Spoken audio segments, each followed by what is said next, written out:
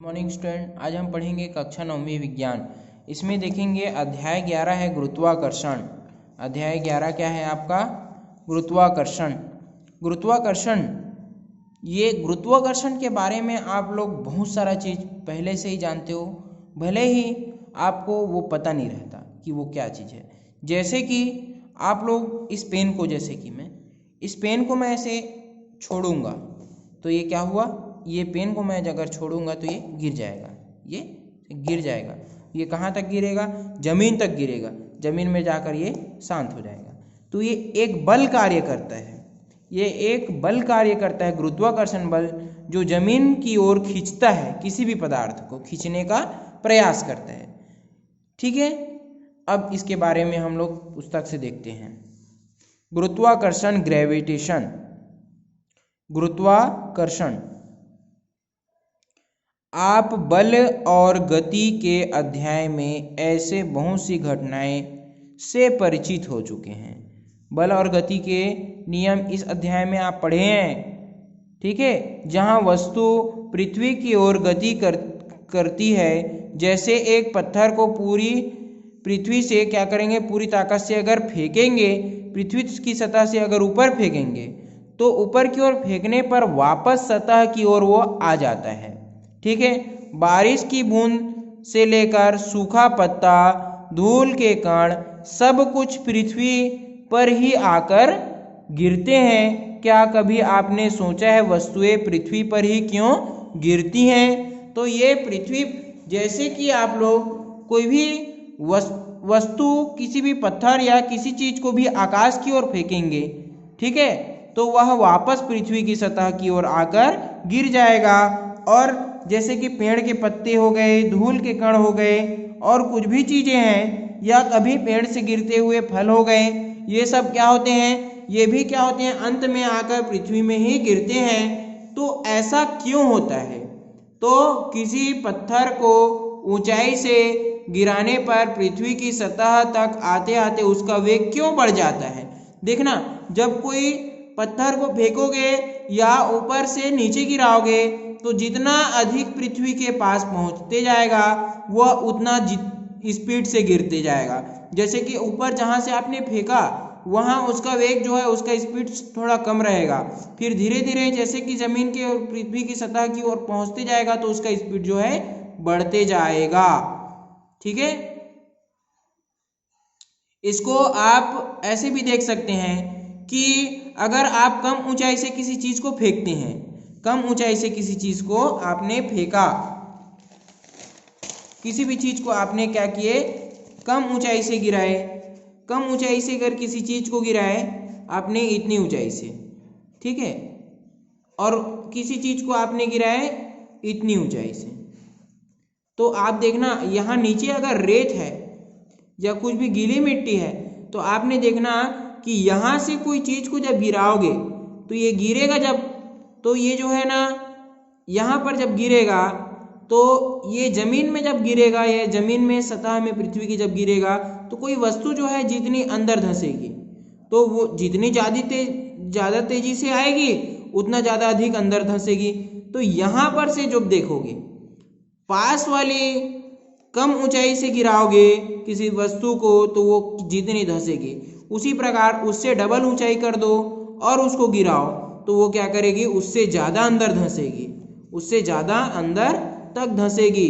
तो यही कारण है, यहीं से आप समझेंगे कि जितना अधिक पृथ्वी की सतह से करीब आते जाता है कोई वस्तु, उसका वेग उतना ही ज़्यादा बढ़ते जाता है। और वो इतने यहाँ से स्टार्ट किया है और वो बढ़ते जा रहा है, बढ़ते जा रहा है, तो ये यहाँ तक पहुँचने में बहुत अधिक वेग हो जाता है। इसी प्रकार इसका भी यहाँ से स्टार्ट किया और ये बढ़ते बढ़ते यहाँ तक पहुँच गया। ये पृथ्वी की सतह पर इसका वेग सबसे अधिक रहता है, जहाँ टकराता है वो पृथ्वी की सतह से, वहाँ पर सबसे अधिक वेग रहता है उसका। ठीक है, देखना ये चीज़ बाद में बताएंगे।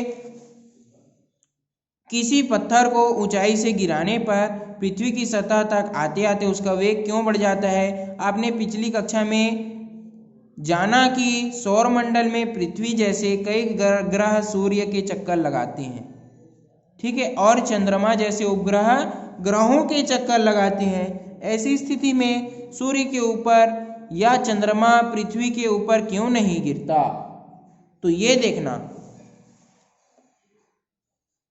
पृथ्वी के ऊपर चंद्रमा क्यों नहीं गिरता या पृथ्वी जो है सूर्य के ऊपर क्यों नहीं गिरता, ये चीज देखना। एक लकड़ी के गुटके को आप रस्सी से धागे से बांध दीजिए और देखना पकड़कर उसको ऐसे घुमाते रहिए, एक सिर को पकड़कर उसको घुमाते रहिए। आपने चित्र देख लिया, तो जो कि धीरे धीरे गुटके को वृत्ताकार घुमाया जाए, उसे तेजी से घुमाकर देखें, क्या आप अपनी उंगली पर ज़्यादा तनाव महसूस करते हैं? नहीं। आप जब शुरू में ऐसे घुमाओगे तो देखना यहाँ पर उससे ज़्यादा तनाव कैसे महसूस करोगे? यदि आप गुटके को तेजी से घुमाते हुए धागे को छोड़ देंगे या धागा टूट जाए तो गुटका किस तरफ जाएगा? क्या धागा टूटने के बाद भी गुटका वृत्ताकार पथ में घूमता रहेगा? ठीक है। क्या आपने गुटके की गति के दिशा के बारे में कुछ सोचा? ये चीज को आप देखेंगे, इस प्रयोग को सावधानी से करेंगे और देखना यहाँ पर कि पत्थर बांधकर जब इसको गति करोगे तो ये क्या होती है, एक वृत्ताकार गति करने लगती है। ठीक है, इसी चीज को बताना चाह रहा है। इसमें अब देखेंगे गुरुत्वाकर्षण की अवधारणा। इसमें देखेंगे आपने अभी गुरुत्वाकर्षण के बारे में क्या क्या पढ़ेंगे, इसी को जान लेते हैं। आज गुरुत्वाकर्षण की अवधारणा पढ़ेंगे। ठीक है, इसी को पढ़ा देते हैं आज पहले, उसके बाद बताएंगे क्या क्या पढ़ना है। ऊपर आपके प्रयोग में देखा कि तेजी से वृत्ताकार गति में घूम रहे गुटके को धागा से जोड़ा रखते हैं ना, जो गुटका है इसको धागा से जोड़ कर रखते हैं। अब देखते हैं, लेकिन पृथ्वी और चंद्रमा के बीच ऐसा कोई मजबूत धागा नहीं है जो चंद्रमा को बांध कर रखे। फिर भी ऐसा कौन सा बल है जिसके कारण चंद्रमा पृथ्वी के केंद्र में रखकर, चंद्रमा क्या करता है, पृथ्वी को केंद्र में रखकर खुद स्वयं उसका चक्कर लगाता है, ये नियत रूप से घूमते रहता है। तो यही काफी समय तक लोगों का यह मानना था कि चंद्रमा और अन्य वस्तुओं को आकर्षित करना पृथ्वी की विशेष गुण है। इसी के कारण चंद्रमा और अन्य सभी तारे पृथ्वी के चारों ओर घूमते रहते हैं, किंतु तारामंडल तथा ग्रहों में विभिन्न अवलोकन के साथ यह मान्यता मेल नहीं खाई और इनका अवलोकन क्या हुआ, अवलोकन के आधार पर जो बनी कोपरनिकस के सौर केंद्रीय ब्रह्मांड की धारणा, इसमें क्या है, केपलर के नियमों के साथ भी यह मान्यता ठीक नहीं बैठी। ठीक है, तो उनके अनुसार अगर सूर्य केंद्र में है और ग्रह उसके चारों ओर घूम रहे हैं तो कुछ वैसे ही जैसे पृथ्वी के इर्द गिर्द चंद्रमा का घूमना, तो यह मानना होगा कि जैसे पृथ्वी को आकर्षित करती है, कौन सी, यह मानना होगा कि जैसे पृथ्वी किसको आकर्षित करती है, चंद्रमा को, उसी प्रकार सूर्य भी पृथ्वी को आकर्षित करता है।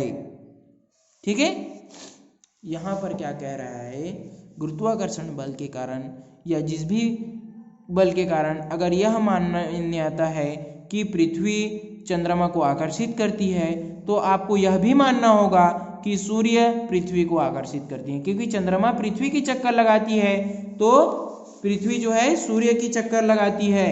ठीक है, क्लियर है। इस संदर्भ में आइए न्यूटन के और अन्य वैज्ञानिक के काम देखेंगे और उसको समझेंगे।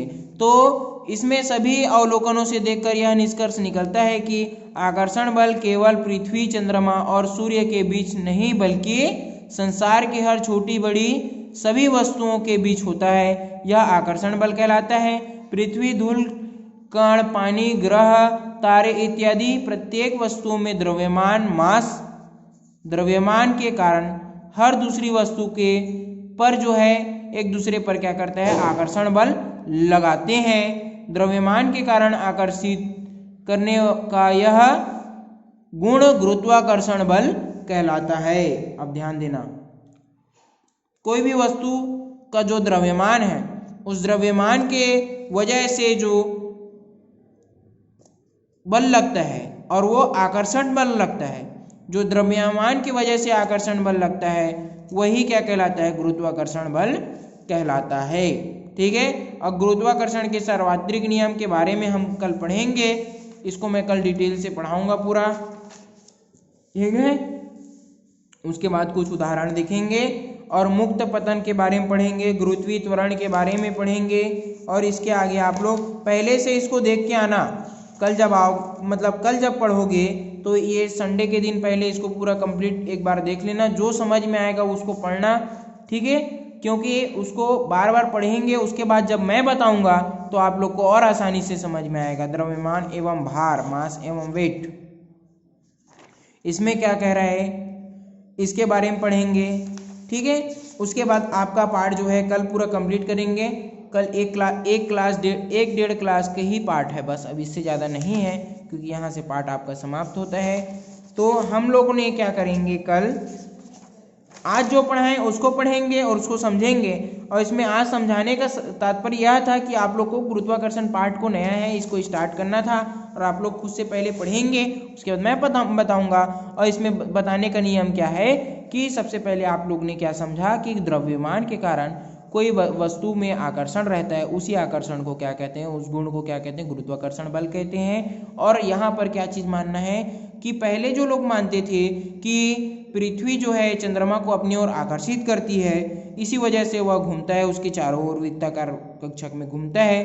तो जो बल अगर पृथ्वी चंद्रमा को आकर्षित करने में लगाती है, वह बल पृथ्वी को आकर्षित करने के लिए सूर्य भी लगाता है, यह भी आपको मानना पड़ेगा। ठीक है, ये पुराने संदर्भ की बात थी।